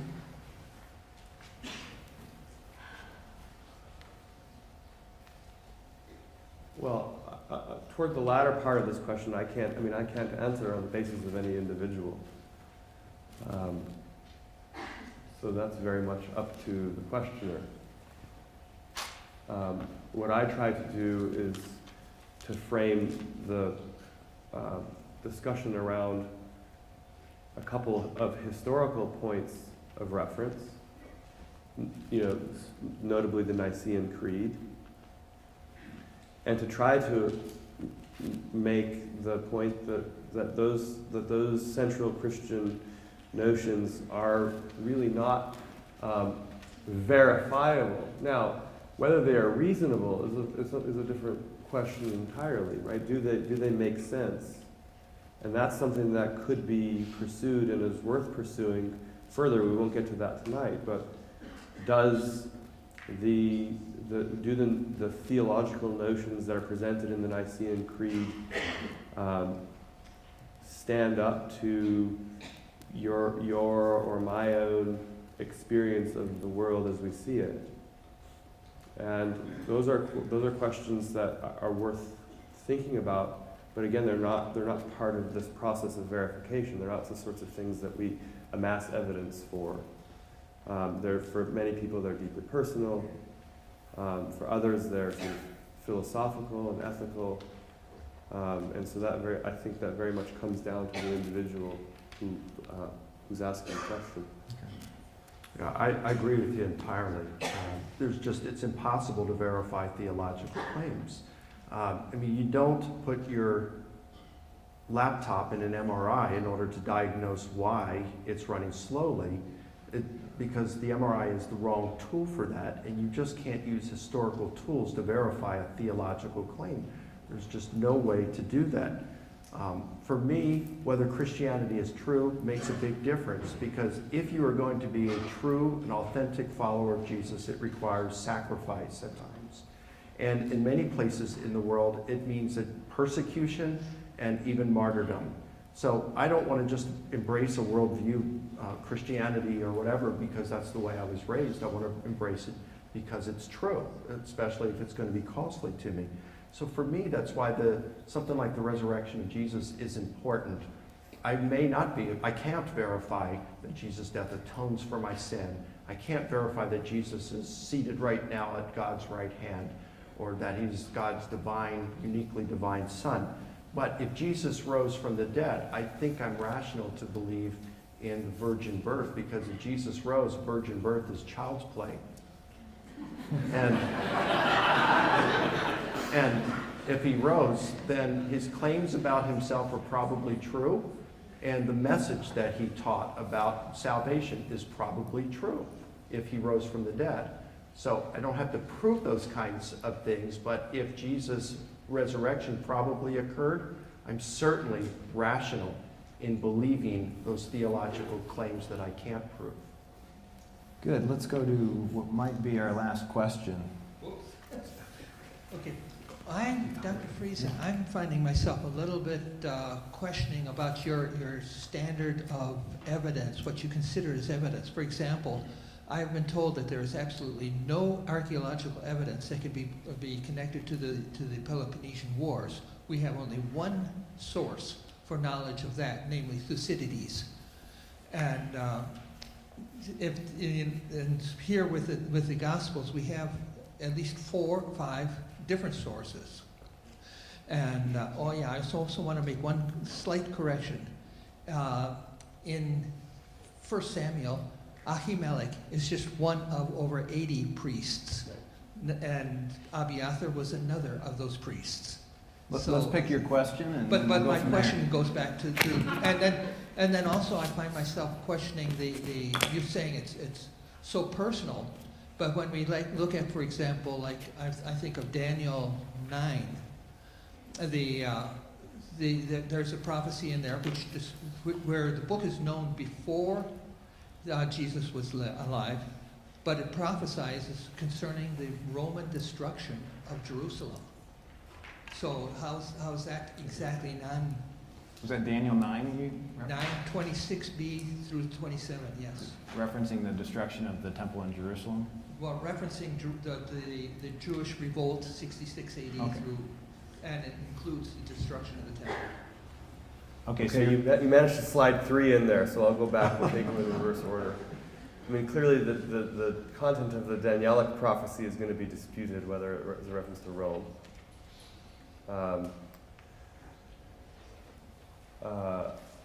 You're right. Abiathar was the son of Ahimelech and doesn't appear until later. Now, that of course doesn't solve the problem. I mean, that I raised. But you're right.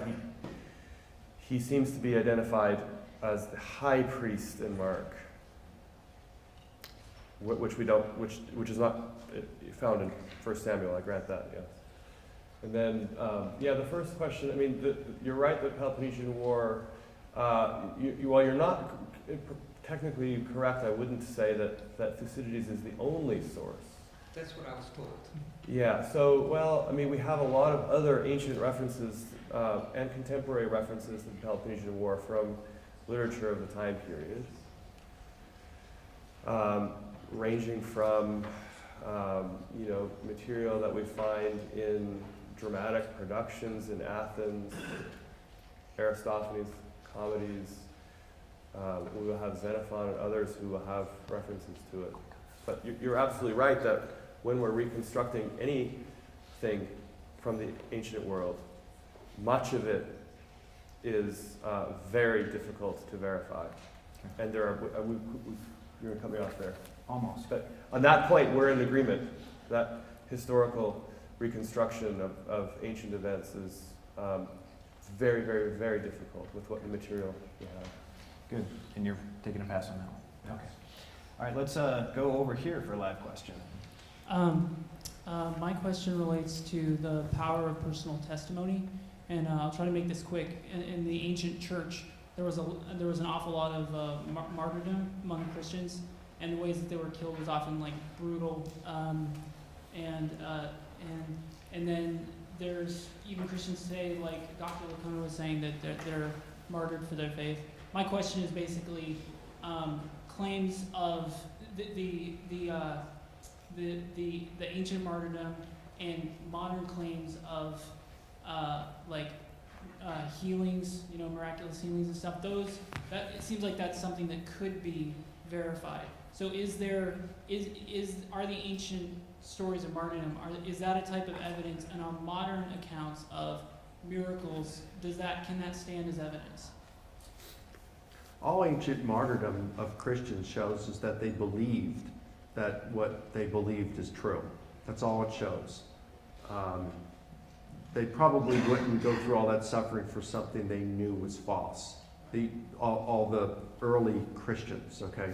Now, and same thing with Christians being martyred today. It's no different than jihadists who are giving their lives for their cause, or anyone who's given their life. It just shows that they are dying for what they believe is true, but it doesn't mean what they believe is true. Now, I will say, though, for the disciples, it's a little bit different, because they would have known what they were suffering for was true or false, and liars make poor martyrs. And this is why the majority of scholars today, given the evidence we have that they were proclaiming that Jesus had been raised, and they were willing to suffer continuously and willing to die for that proclamation, has led scholars to conclude that they were not only saying Jesus had appeared to them, they actually believed it. Okay. Answer that. Would you be willing to address one of those questions? Yeah, so I think I don't disagree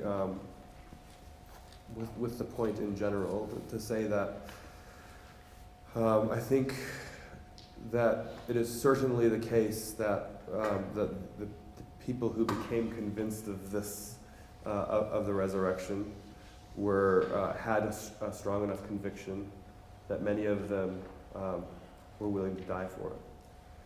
Now, we should add that the evidence for when these people start getting martyred, of course, comes quite a bit later.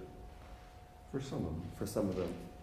What we know about Peter and Paul is even quite murky, and we have the reports in Acts and so forth. And we've got John who talks about the death of Paul, right? Yeah, so Peter, I mean. yes, okay, yeah, right, fair enough. So we know these people are gonna die, but I think I agree with Dr. Licona that being a willing martyr is not sufficient for me to rise to the level of verification for what the martyr believed that motivated him or her to act in that way. And because if it was, then we would need to treat similarly all faith traditions which have inspired martyrs, right? So we're told, that we've already, Dr. Licona mentioned, jihadists, and I think that's a very good example, right? They have, we're told to act according to a certain promise of a reward in the afterlife, a certain number of virgins that they'll receive in paradise. I, for one, am not comfortable to suggest that their conviction to die for that belief establishes or verifies the reality of that belief. I understand that it's much further removed from the actual, from the origin of Islam than than the martyrdom of the earliest cycles. Right, and so Dr. Licona's point is well taken. That these are, there are people in the first generation of Jesus' followers who seem to have who seem to have died as martyrs. Yeah, I mean that's not deniable. All right, one more question here, and then we'll try to get the one on the slide, and then we're going to have to start wrapping it up because we do have a hard stop to give the room back to the university. So Jason? I've heard also a theory about the resurrection that Jesus wasn't actually dead, that they thought he was, but he wasn't. So I was curious if that actually is a prominent theory and what evidence there is that Jesus was actually dead. All right, fair question. I'm only aware of maybe a handful of scholars who have posited that since 1985. One is Barbara Teering, and she basically says Jesus survived his death. He was put in the tomb, and they used aloe and herbs to heal him, and he came back to perfect health, and then he married Mary Magdalene, and they went off to France and had children. But nobody accepts that today except Barbara Teering. That's stuff for the Da Vinci Code, not scholarship. There have been others, maybe a handful, but they're typically not scholars in a relevant field. They're philosophers who would say, well, maybe Jesus survived his death. And they're of the uber skeptical ilk, and again, there's not even a handful of those since 1985. The reason the overwhelming majority and near consensus of scholars would say today that Jesus died, there's numerous reasons. Number one, it's multiply attested in multiply independent sources, early sources, unsympathetic sources like Josephus, Tacitus, Lucian, Marbar, Serapion. You've got the fact that the chances of surviving crucifixion are extremely small. We only have one testimony from antiquity of someone surviving crucifixion, and that's Josephus, who mentions during the fall of Jerusalem he saw 3 of his friends crucified, and he went to his friend, the Roman commander Titus, and as a favor he asked Titus to spare their lives. Titus ordered that all 3 be removed from their crosses and provided the best medical care Rome had to offer. In spite of that, 2 of the 3 still died. So even if Jesus was removed prematurely and medically assisted, his chances of survival were next to nil. They were very small. Moreover, there's no evidence that Jesus was removed while alive or provided any medical care whatsoever, much less Rome's best. Historians have to go with probabilities, not remote possibilities.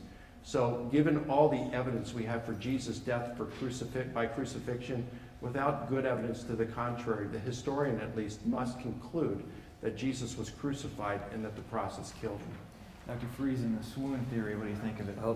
I will. Okay. Hurry us along. With one sentence, the Romans knew how to kill people, I think. Yeah. That's what I hear. All right, so this one is back to you, Dr. Friesen. You talk about how people came to believe Jesus. How would you describe the presence of Christianity not dying out, but instead you see it expand and spread as we see it now? If the resurrection was not a fact, why is it such a debated topic now? Yeah, so the gospel message of Christianity, which entailed the resurrection of Jesus, was profoundly transformative, and I suspect radically transformed the way people thought about the world and the way that they imagined that God was going to bring justice amidst the Roman imperial regime, which they weren't fond of, in Judea, in Galilee. And that Jesus, the notion that Jesus had raised from the dead convinced many of these people that the end of the age was now emerging and that God's kingdom was at hand. And it provided them a hope that that they themselves would be raised at the end of the age when Christ returned. And that message, of course, still touches people today and attracts faith and conviction all around the world. And so it doesn't come as a surprise that it attracted attention and conviction in the first century. I'm not sure if I've fully answered the question. I think I'll skip the last part. I don't know that. I think people debate all kinds of non-facts, whether they're in the news or otherwise, and so that, I guess that is not something that I don't know if I can how to respond to that, but I'll. Sure. That was Pass just it on to towards you. me. But. Yeah, well, I wouldn't use that as an argument for the truth of Christianity or the resurrection. I mean, I think we could say the same thing about Islam. And you could say, well, if Muhammad didn't actually have those revelations of the Quran, then how do you explain Islam's explosive growth to where it is today? So, yeah. Okay. Well, great. We're up against the time crunch, but before we leave, could either of you please maybe tie up any loose ends or any last closing comments? And I'll pitch it to you, Dr. Friesen, if you want it for about 3 minutes. Stay here. You can stay there.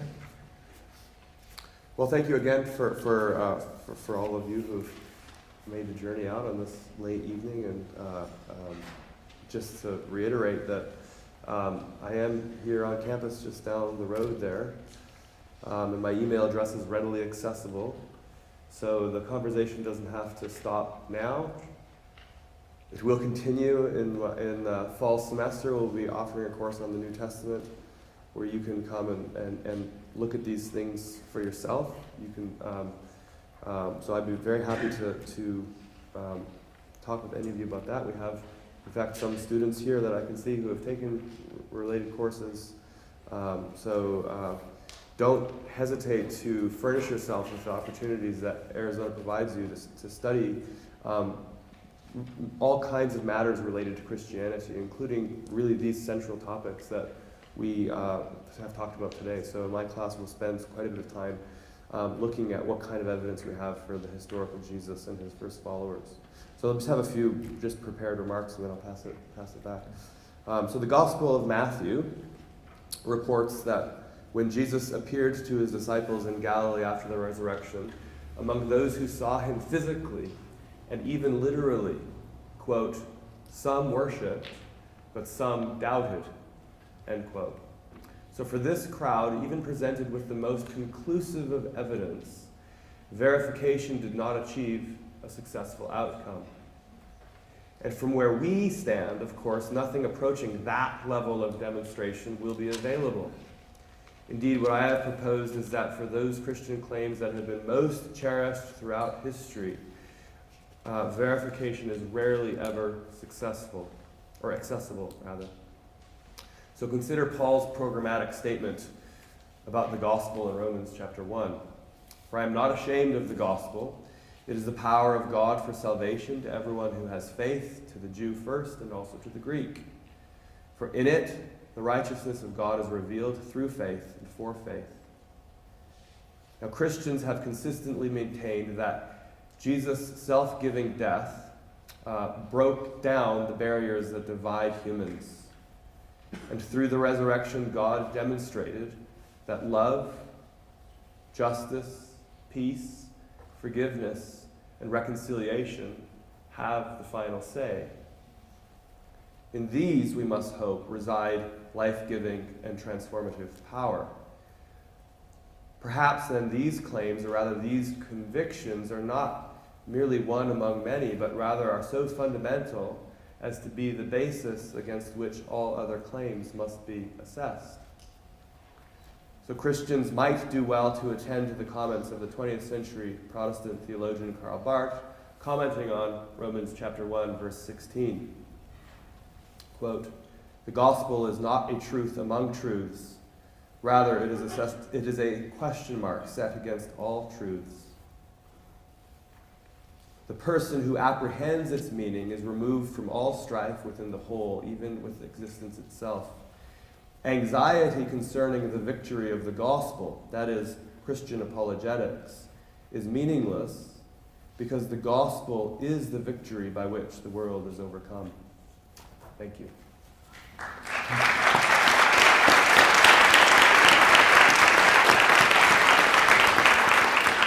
Licona? Yeah, well, I just want to thank you for having me, and Courtney, I've enjoyed my time with you last night. I've enjoyed this tonight, so thanks.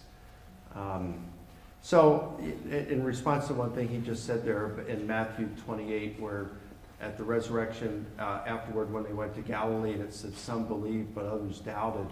The word that's used there is distadzo, which means to have two thoughts. It's the same word used in Matthew when Jesus is walking on water and he invites Peter to come. He's walking on water and then he begins to sink and asks Jesus to save him. And so Jesus pulls him up and says, "Why did you doubt?" Distadzo. He's having two separate thoughts. It's like, hey, this is really cool. I believe in you. But then he gets out there and he says, but how am I doing this? And he starts to sink. He's having two thoughts. So you think about this, they could be like, if both my parents have died within the last 5 years, but what if they came in the auditorium right now and they walked up on stage and said, "Hey, Mike, we're just proud of you, what you're doing here. Nice job tonight." I mean, it's like, wait a minute, you're dead. But it's like, I see that. It's this tadzo. It's thinking two separate thoughts. Luke uses a different term. He uses apistos, unbelieving, when he says, out of joy and amazement, they were unbelieving when they saw Jesus. It's like the walk-off home run in the bottom of the 9th and 7th game of the World Series. Unbelievable. That's what's going on here, I think, in Matthew 28. Now, I just want to reiterate why the resurrection is important to me is because all of us have our idiosyncrasies, and one of mine is I'm a second guesser. I doubt a lot. And it's because it's so important, our worldviews. If it's possible that eternity hangs in the balance, what we do with God and what we believe, and Jesus claimed, I think, to be the only way. If that's true, then, well, I want to know it's true. And it's not just a matter for me of believing because the Bible said it. If I'm going to have to make sacrifices in my life, if I have to be willing to be persecuted and even martyred, I want to have some confidence that what I believe is true. And so that's why the resurrection and evidence is important to me. Does it matter? Yes. Because if Jesus rose from the dead, then that means I probably was made in God's image, that I have value, that there is real meaning to life. And for each and every one of us on a practical basis, if we really are that valuable because we've been made in God's image and he loves us, as Jesus said, then we can trust him. We can pray. For college students here, you can ask God to lead you to a good spouse. I did, and I've been married for over 30 years. I married a really great woman.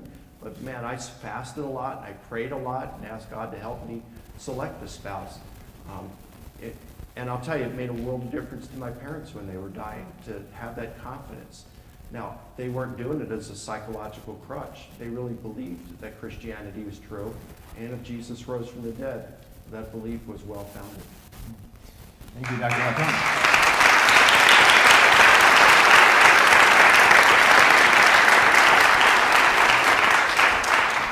So I hope these two men have proven the fact that the New Testament is studied by serious scholars.